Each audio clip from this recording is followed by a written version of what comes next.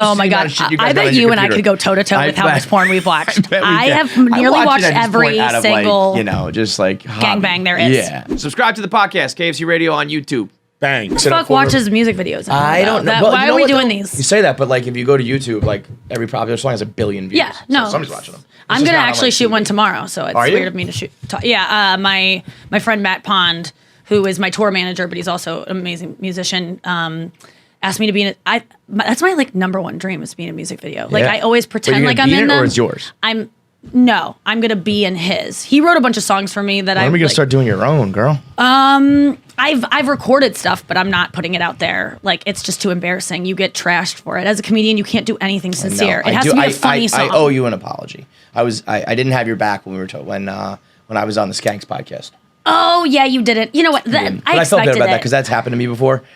On podcasts, and I was like, that felt shitty, so I'm sorry. No, oh my God, who cares? At first, I knew it was gonna happen, like, because I was recording these songs just because I was like, I might as well try it. Yeah. But absolutely. it's, because I got into playing guitar and singing and stuff during the pandemic. Yeah, and, you have a good voice. But it's embarrassing to do something sincere. I mean, that's what I wanted to do my whole life, but instead I've done comedy because comedy is the thing where you make fun of people who like try and care, and it's like it's so like psychological, right? It's all about like that's probably insecurities, and you're doing that because you wish you could be sincere and happy. Singing is it's so gay. It's so gay. I mean, I wasn't gonna say it, but it is. You're like moaning so gay. Words and your feelings, and you're like singing in metaphors, and poetry. I mean, it's poetry. It's men are so scared to feel, yet we are so turned on by men who croon and sing and So what is the why can't we connect those two? I was thinking specifically the other day about like what's up? Switch out the my God, branding. Yes. Yeah. Do you know Jackie? This is Jackie. Hi, Jackie. She's our new star. Oh, awesome. Yeah, you seem like a star. You walked in and I go, who is that? Yeah, thank you. Sorry to... No, you're great. Lurk over there. No, love it. I was thinking specifically about R&B singers. Yeah. Who are like kind of like still like hardcore dudes at times, you know what I mean? Tatted up, chains, ripped, and then they'll be like, let's make a song today about like fucking you, but I'm gonna sing and croon and all that. It's like if I ever like got into music and made a song about like fucking somebody or loving somebody and making love, it'd be like, what are you doing? Get out of here. You have to start that way. Yeah, you do. And come out of the gate with that. Right. Because we can't take you seriously unless that's all we know of you from the get-go. That's why it's like, I can't do it. I cannot be a sincere singer-songwriter. It'll never happen for me.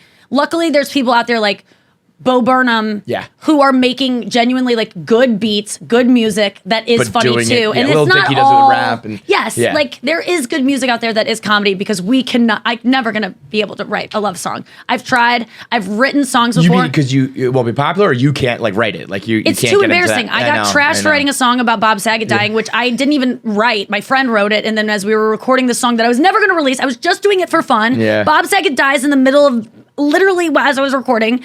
And I go, this song actually kind of reminds me of Bob, and I wrote changed some of the lyrics, but it was just, and I was like, I'll release it because I don't know, and like who knows? Bob, I wasn't like Bob would have wanted this, but like I really did feel like it was something. It was a way for me to process my feelings. I don't know. It really did help for some fucking reason, and then I got trashed for it, which I saw coming, like, and it was totally fine, but. What it really is, and they can say whatever they want, like those kinds of comics that are like calling out like that kind of stuff, and the call out comedians who, I mean, I am too. Like I call out when people are. I mean, but to me that's the game. Is like you just got to be able to. That's what I call it. I invented this word in high school with my friends, and it's It's a big thing on my podcast, the Nikki Glaser podcast, which is every day, Monday through Thursday. But it's caught on. You say "k" to someone who does something that they wouldn't do alone, but that they do so that people think they're cool. Peeling out, like is "k." Blasting music that you're not even enjoying, but you want other people. And it's just, and I just came up with in high school. Me and my friends would just be like, some guy would be like talking about getting wasted at a party that weekend, and people would be like, "Kuh," and they wouldn't know what it meant, but they could tell. They just laugh along with it. We could tell. They could tell we were mocking them, and then eventually it caught on, and everyone in school was like, "Am I kuh?" Like people write me and are like, "Is it kuh if I do this?" I'm like, "If you're questioning if it's kuh, it ain't kuh." Yeah. Like kuh people. So you have to ask how much it is. You can't afford it. You gotta call out kuh. It's what comedians are supposed to do, and it was kind of kuh of me to be like, "I'm sad about Bob, and I'm gonna put out a song that people listen to." Like, but at least kuh. you know it. If you know it's kuh, then like I think that you can do some kuh shit in your life. I can still be emotional and still be a comedian, and you can still mock me for it. I do think though that I'm sorry for some of these people that will never get to the point where they can do things that they desperately want to do. Like, Big J wants to sing emotional songs so badly. They sang right after. They did their own like rendition and grabbing the mic and singing. Because they want to so badly. They would love to do I know my song wasn't good, and you probably wouldn't want to sing that song, whatever it is. But you do want to do what I was attempting to do, which is like be an actual singer. That's every comedian wants to be a rock and roll artist, and every rock and roll artist was a comedian. It's just the way it is. They have an easier time with it because we can't. Like they talk in between songs, and we fucking lose our minds. They're funny no matter what they say. Sure. Dave Matthews is like, "It smells pretty good out there," and we're like, "He acknowledged weed. Fuck!" Like we're like, he's the funniest guy. I say that about athletes all the time. Like if an athlete. Just simply like curses in a post-game press conference. They said a bad word when they're not supposed to. There's a player for the Mets who the slogan for the Mets is "Let's go Mets," and so a lot of people say LGM, and he said LFGM. Just said the fucking letter, and people were like, "Oh shit, he's funny. He's hilarious." Yeah, it's like the bar is so low. It's so low because so many of them either don't have a personality or are not allowed to show a personality. That when they do, it's like, holy shit, you're not just like a robot. You actually can tell some jokes and actually can talk. Why is it that we cannot be like multiple things? We can't be sincere. Like we can take dramatic roles because I guess it's like you can go, well, I'm playing a character. Yeah. And so, and a script was written. I didn't write it. They made me do it. Yeah. But if you were to write a song, like an emotional song as a comedian, there's just something so cringe about it. Like it's just, but I yearn to express myself in metaphor and like poetry. I yearn for it. I love Taylor Swift because I want to be able to talk about the guys I've dated and the feelings I have without always being like, but I didn't really care anyway. Like, right. Like I cared and I want to. They always cut the tension. I mean, I'm just turning into Hannah Gadsby up here, but like that's what jokes do is they make you uncomfortable and then they go, but I'm just kidding. Right. And I just kind of like, it's sometimes not enough for me. You don't want to be kidding. You want to just like tell it like it is. Be real about it. Yeah. Right? But and that's the reason like when I'm on stage, I never, like I watch people like Chappelle or even like just pretty much any comedian besides like there's, comedians are slow. Say it. I'm trying to think of like say the name. Like Taylor Tomlinson I watch and I go, she's so fucking funny and she's someone that I struggle to watch because she's so talented and so young that it's... Yeah, fuck Taylor, man. She's so good. Oh my God, she's so good. You're like 18 and you're selling out theaters and shit. God damn it, I hate her. And I can't be mad at it because it's easier to get mad when someone sucks and everyone loves them. Yeah, when they're talented and they deserve it, it's like, well, what am I going to say? Yeah. Like she worked really hard and like what I do say is that I know how hard it is to be that good because I've been that good at times where I'm like just firing like just and it takes like I convince myself like, well, she's not sleeping a lot then. Yeah. And she's not her well, at least like on the inside, her she's personal super life tired is failing. I'm projecting all these things. But it probably, I mean, but that's what it is. Like so talent. When you see someone talented, it's. I read this book called The Talent Code that blew my mind. That is about where talent comes from. It is not just like people show up being Beyonce. Like people have inclinations towards things. Yes. Like people are like have a knack, but knacks are nowhere near the level of talent they get through hard work. It really is mostly hard work. And I've said this before. I think anyone can be a comedian. If you just think so, literally anyone. Some of the least funny people you've ever met are comedians. I know. Well, okay. It's a skill. I want to say it's sleight of hand. I want to say to be a good comedian because I think it's actually like one of the hardest things in the world to do. But if you did it, much as if I gave you like running a marathon, schedule, like theoretically I could just train and eventually run the marathon fast enough. Yeah, but like you have to start young enough where your body is going to be able to be fast at it. Like you could. If I interrupted your life at 4 years old and was like, you're going to be a a gold medal racquetball player.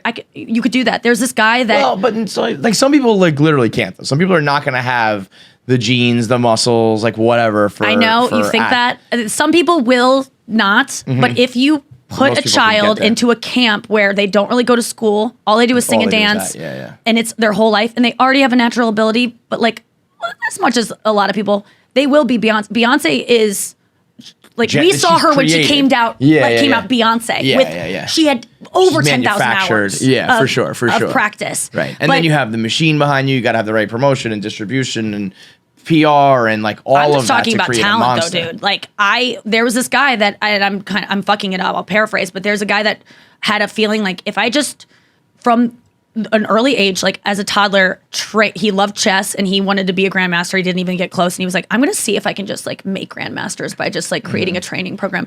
All 3 of his daughters became grandmasters, and there was they were all very different. Yeah. And he just made them slay. They didn't have lives. Right. That's what sucks. That's why Olympic that's why athletes don't have social comedians, especially. It's like, how do I do it? It's like, do it 7 days a week, 10 times a week. You know what I mean? Like, go up every single night and twice on Saturdays and Sundays, and never, ever, ever stop.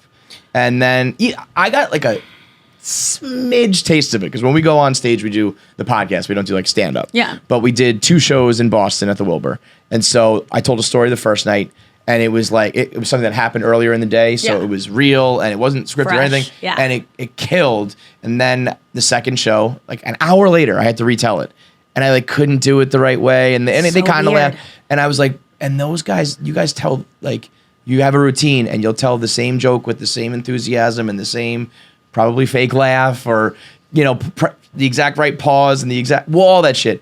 And you do it, like hundreds of times when you're on the road with a set? Like, how many times would you say you do, like, one routine? Well, man, I'm a little bit different. Like, I don't work like other comedians. I tried for years to follow what I knew. You know, you study, when you first start comedy, you, like, study how do you do this? Because no one fucking knows. Right. And you go, oh, okay, Jerry Seinfeld writes for an hour every day, free, whatever. Like, you follow all these, like... has their thing. And I just couldn't fit into that. Like, I always was failing. I was always seeing, like, when I would work, you know, with John Mulaney or, like, Birbiglia, like, see these guys backstage. They're looking over their notes. They're on their computers. They're going over things. Afterwards, they're listening to their sets. They're taking notes. I just couldn't do it. And I always felt like I'm a failure. I'll never be great. Or I just always felt like I was a failure up until, like, just recently I let go of that and was like, that's how they work. I just think of a thing, I jot it in my phone, one word, and then I go on stage and I say it enough times until the one time, and then for some reason... So you don't write, like, at all?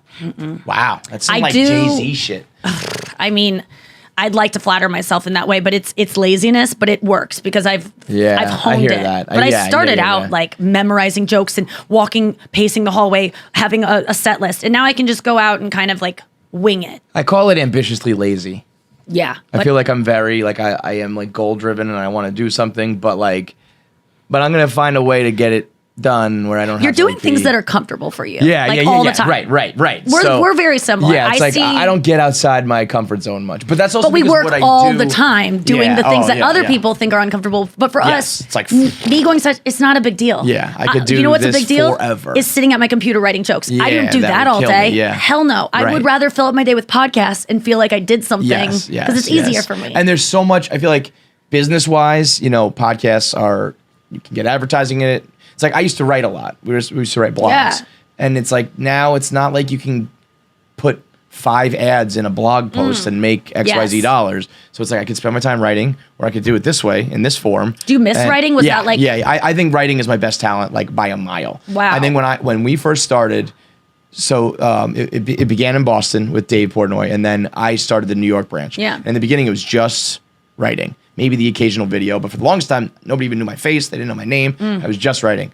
And I genuinely think at that point, I was like the funniest to ever do it. And I did it all day, like more than anybody, longer than anybody. You know, Dave would say he's funnier, but we're all toxically competitive. But I think that that was when I was great. And people they told me that. Like the feedback was good. Everybody said I was funny. And then we started to do podcasts, and people kind of heard my voice. And then we did videos and people saw who I was. And every time it kind of like lost a little bit where they were like, oh, I liked you better when I was just reading you. Well, and people don't want you to change. Yeah, they don't want me to change. And I think, like if you read my shit and you like it, fine. But if you listen to me and you're from like the Midwest or you're from a different, different upbringing or whatever, you hear that I have a New York accent and I'm angry, I'm loud and I'm obnoxious. You're like, oh, wait a minute.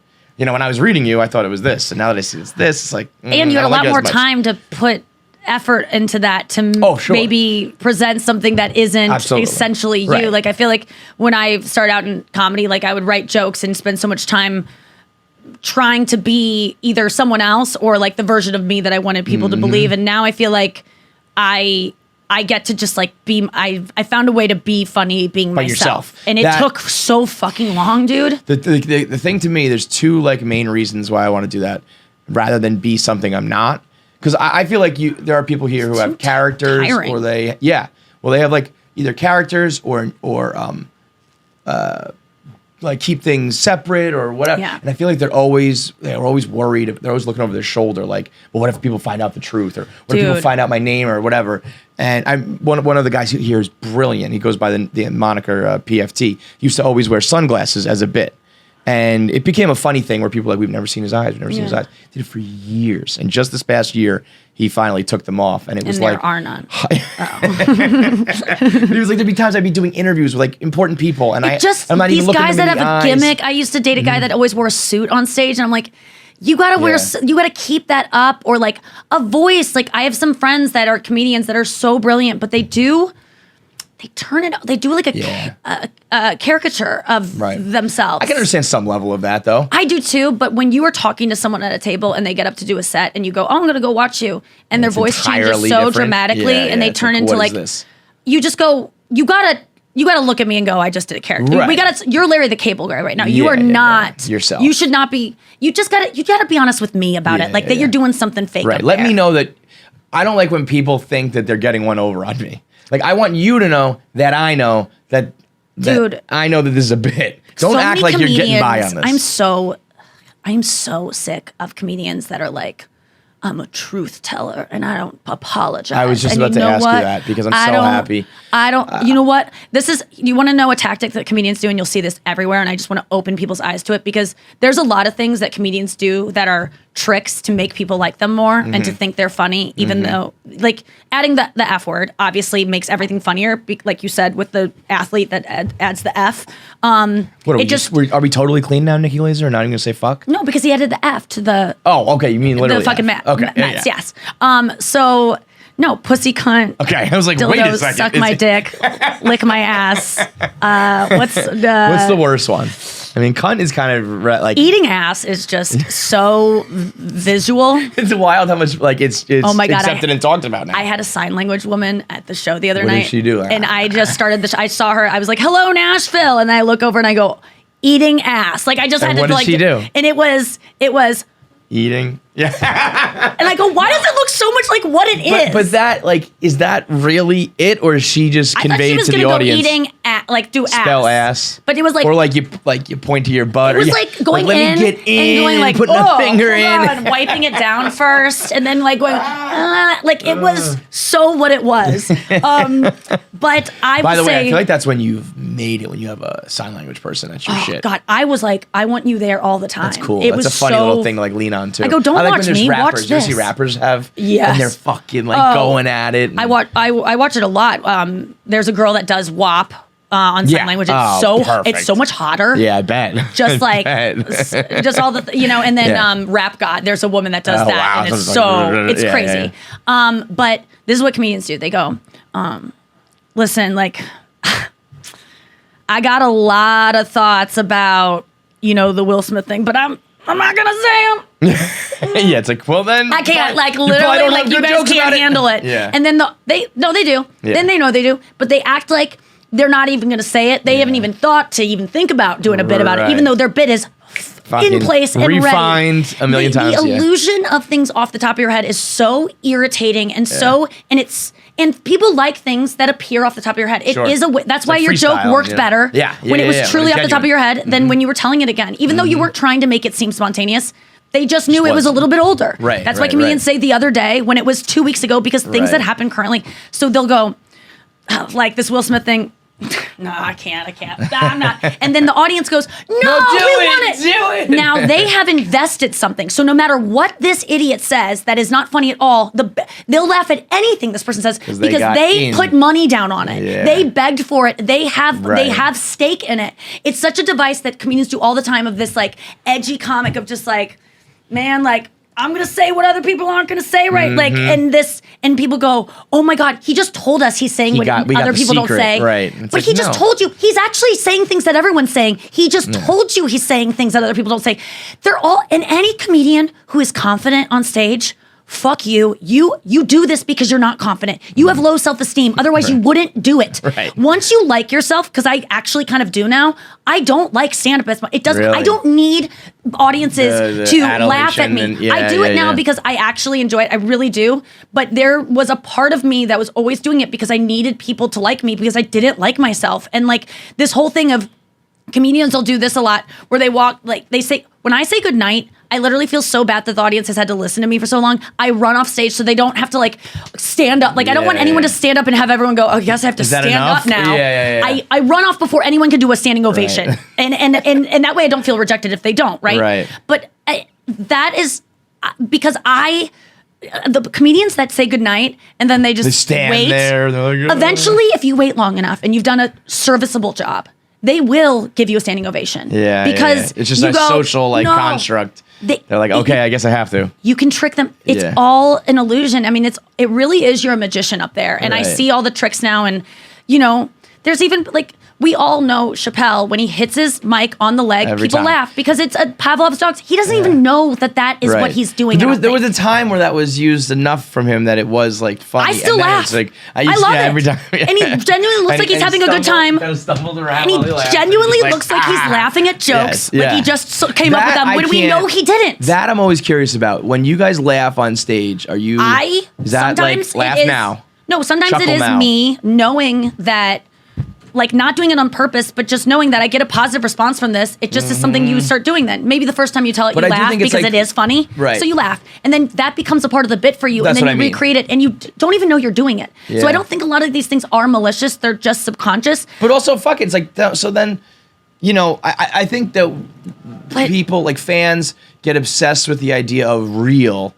We definitely have it here at Barstool. They should be, but also what? So like, if the person's claiming to be real. Well, that's the thing. If the person is performative, yes there are comedians that you go, I want to see. Saying. Mitch Hedberg was being very real, but you don't know anything about him. He's not really telling you about his life. We didn't know anything about him. Right. But he's the best. That is the main thing that I feel. Like we don't always need it. When Call Her Daddy blew up at Barstool.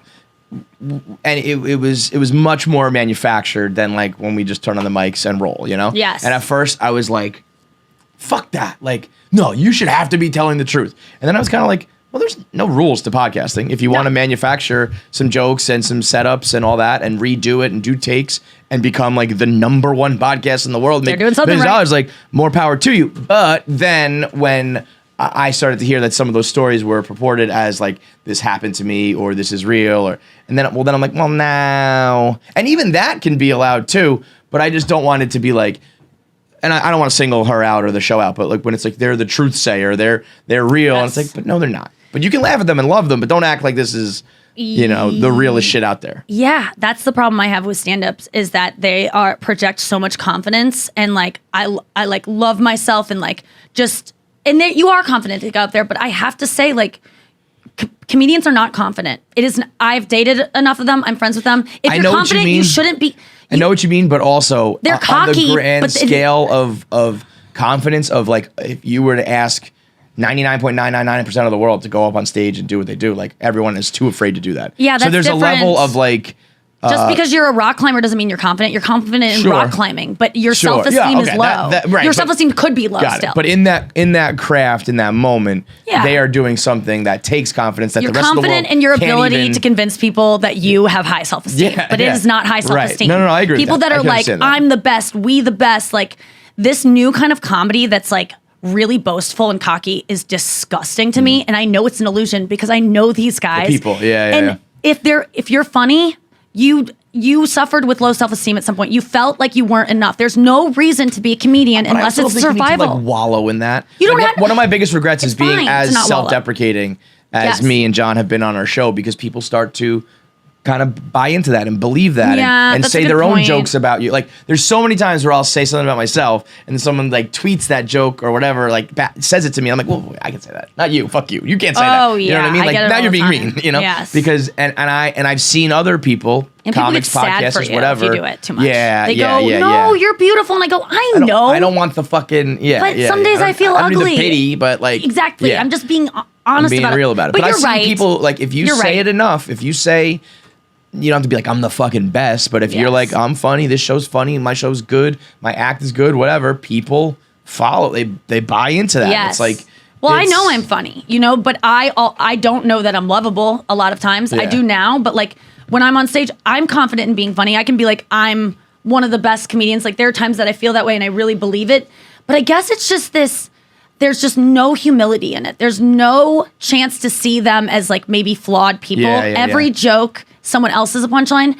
And that doesn't interest me. And I think that's why I had such a hard time with the Louis thing, is not because, I didn't love the stories that came out of that and all of that, but I don't really enjoy Louis' comedy anymore because I felt like he was the most honest person I'd ever heard in my life, and I wasn't hearing the whole story. Yeah. And I just feel like it just... But, and not that he's going to make that funny, but he probably could have. Sure, and I'm not going to, like, defend that in this case, but, like, I've always said, I gave people 99% of my life on Barstool. I opened up everything. Yeah, you're allowed to not give them something that's illegal. Well, especially. Yeah, but even like if it's not illegal, if it's just like I have this one thing I want to keep, you know what I mean? But then people are like, I don't know how to do that. But I'm just lucky I don't like to do anything that victimizes anyone. Because then you'd honestly, because I don't even blame people that do. Like, I'm kind of a freak. Like, I feel bad for pedophiles. Yeah, I know what you mean. I know it sounds. No crazy one to say, chooses like, to be a fucking pedophile. Imagine, can you there imagine is something choosing that? No there's one something wants funny in the most dark way of like.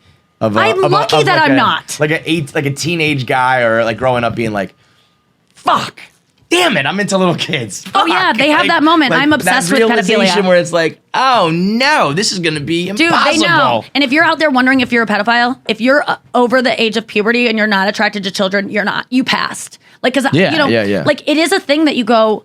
I used to think about pedophiles and go like, oh my god, could that happen to me? Like, no one wants to be like, what if I trip and hit my head and I become one? Like, who knows? Then you wake up with like a it? British accent. I woke up. But I've researched pedophile. it, and they know during puberty. They know, and so. How about this with the advent of like sex dolls and robots and shit?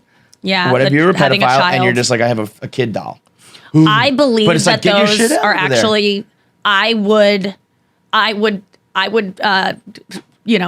to that to that. You know what they should do is just everybody go to Little St. James and do it in a fun way. Can I have a little pedophile island? Well, with the robots. With the robots, yeah.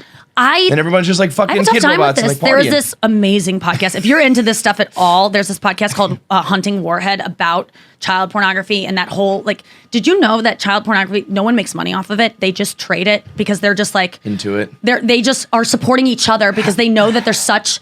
There's such a community of people that are so ostracized, and they're just like I know, but they're also fucking. They're disgusting. The worst of the worst. Yes, okay, they're the worst of the worst. But like you would think there's money in that. There's no money in child porn. That's almost worse. It's out of the love of it. It's disgusting. And there's always, you ever notice that it's like 600 terabytes of pictures and shit? It's always like.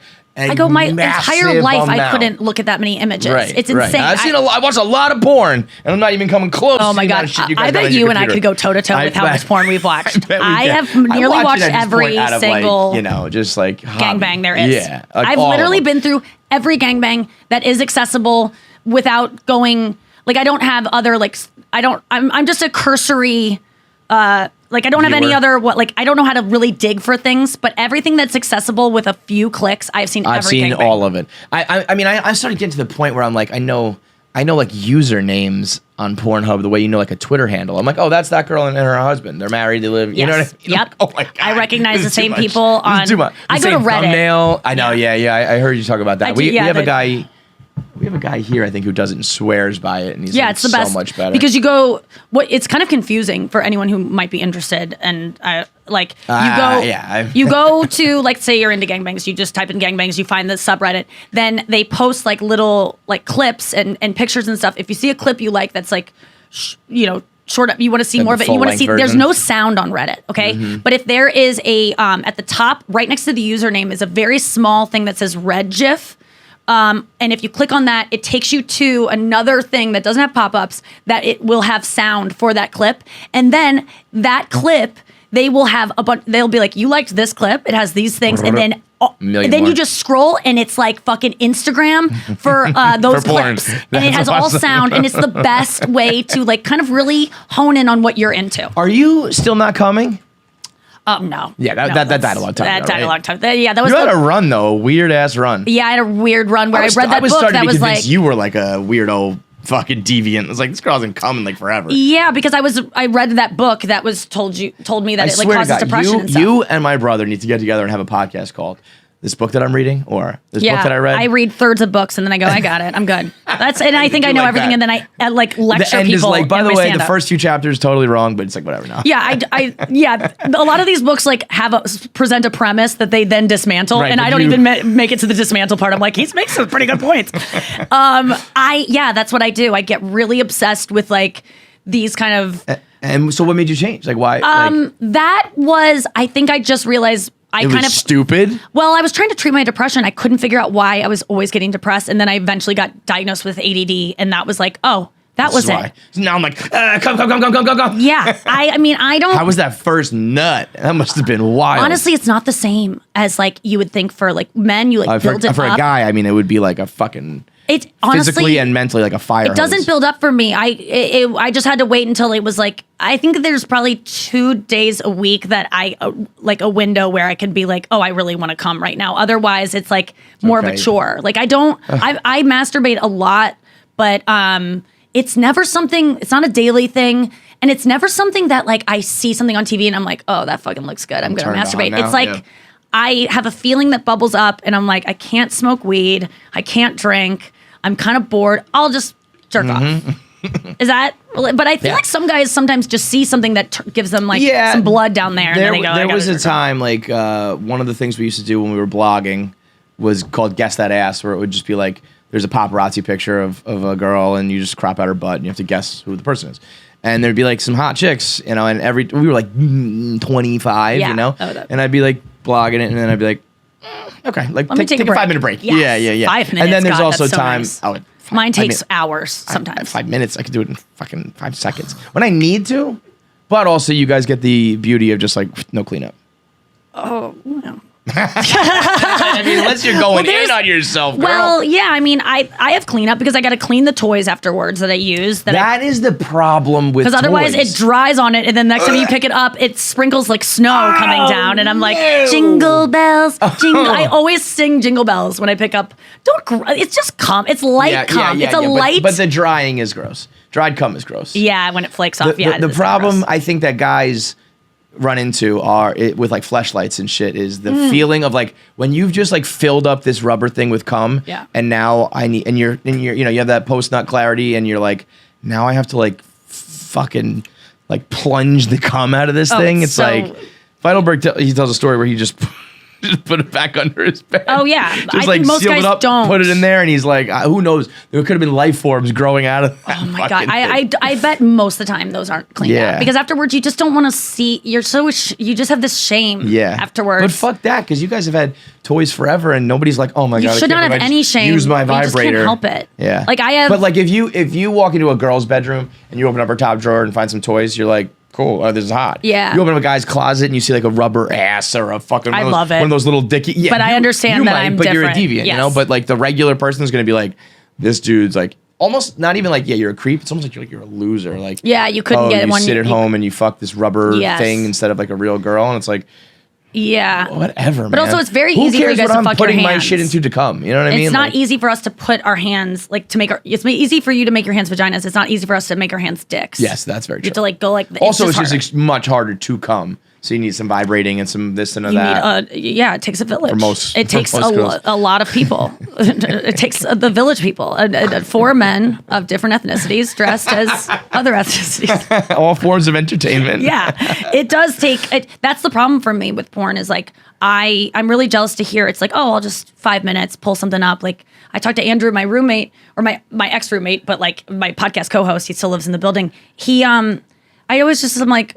If he talks about jerking off, I'm like, what did you watch? And he's like, I don't even remember. Whatever was on the front page. And like, that's also sometimes a defense mechanism because like I watch some fucking gross shit that I'm not gonna tell you about. But he's not being like, he'll like look it up and go, I don't even remember. And he'll like go through his thing. It really is just like, I don't know. I guess today I clicked on like the hottest, like, the top viewed. For me, it's like it's a journey. Like I have to go through and find, because also I'm a pleasure delayer. What does that say?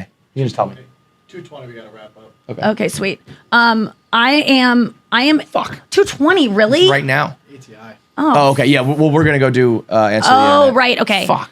Wait. What time is your second? 2:30. Is your second thing?